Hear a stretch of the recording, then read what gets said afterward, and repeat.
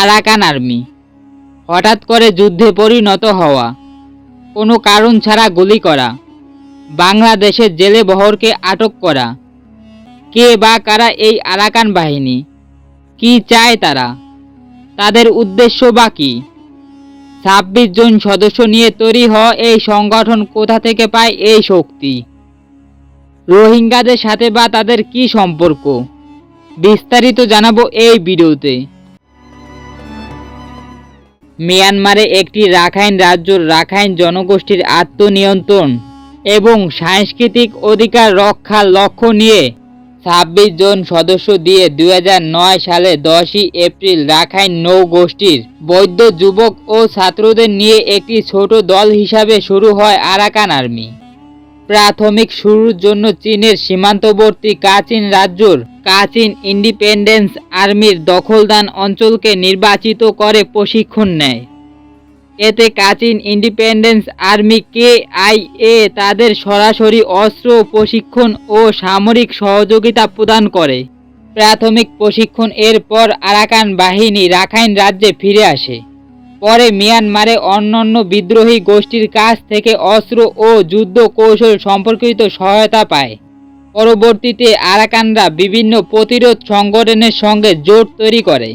প্রথমে 26 জন সদস্য নিয়ে শুরু করলে ও পর্যায়ক্রমে রাখাইন রাজ্যের অন্যান্য এলাকার আরাকানরা যোগ দেয়, যা আরাকান আর্মির কয়েক হাজার স্বয়ংক্রিয় সদস্য সৈন্য তৈরি হয়।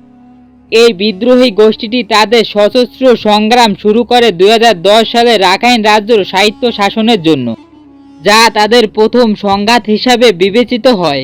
এই যুদ্ধে তাদের মূল লক্ষ্য ছিল রাখাইন জনগণের অধিকারের জন্য সংগ্রাম শুরু করা এবং আত্মনির্ভরতার দাবিতে স্বয়ংক্রিয় হওয়া, যে কারণে 2011 সালে তাদের সশস্ত্র কার্যক্রম তীব্র হয় এবং মায়ানমারে সরকারি সামরিক বাহিনীর বিরুদ্ধে সংঘর্ষ শুরু হয়, যা তাদের প্রথম উল্লেখযোগ্য যুদ্ধের ধাপ হিসাবে বিবেচিত। আরাকান আর্মির মূল লক্ষ্য ছিল রাখাইনদের স্বাধীনতার জন্য মিয়ানমার সরকারি সামরিক বাহিনীর সাথে সংঘাত, যা তাদের সংগ্রামের মূল অংশ। এবং এরপর ছোট বড় অনেক যুদ্ধে জড়িয়েছে আরাকান আর্মি মিয়ানমার সেনাবাহিনীদের সাথে। আরাকান আর্মির বর্ডার বাংলাদেশের সীমানায় হওয়ায় আরাকান বাহিনী বাংলাদেশের বর্ডার অঞ্চলে তাদের স্থানীয় নিয়ন্ত্রণ ও সম্পদের ওপর দখল বা রাজনৈতিক প্রভাব লাভের জন্য সংঘাত সৃষ্টি করছে। এমনকি তারা বাংলাদেশি জেলেদের ধরে নিয়ে যাওয়ার ঘটনাও ঘটিয়েছে, যদিও পরে অনেককে ফেরত দেওয়া হয়। অন্যদিকে আরাকান আর্মি এবং রোহিঙ্গাদের মধ্যে মূল সংঘাতের কারণ হচ্ছে মিয়ানমার এবং রাখাইন রাজ্যের ক্ষমতার লড়াই, জাতিগত উত্তেজনা এবং নিয়ন্ত্রণের কেন্দ্র। রোহিঙ্গারা প্রধানত মায়ানমারে মুসলিম সংখ্যালঘু সম্প্রদায়, যাদের ওপর নির্যাতন, অপহরণ, হত্যার অভিযোগ আছে। অন্যদিকে আরাকান আর্মি বলছে রোহিঙ্গারা জান্তা সরকারের পক্ষে কাজ করে এবং Arakan Rohingya salvation army ARSA কে সহায়তা করছে।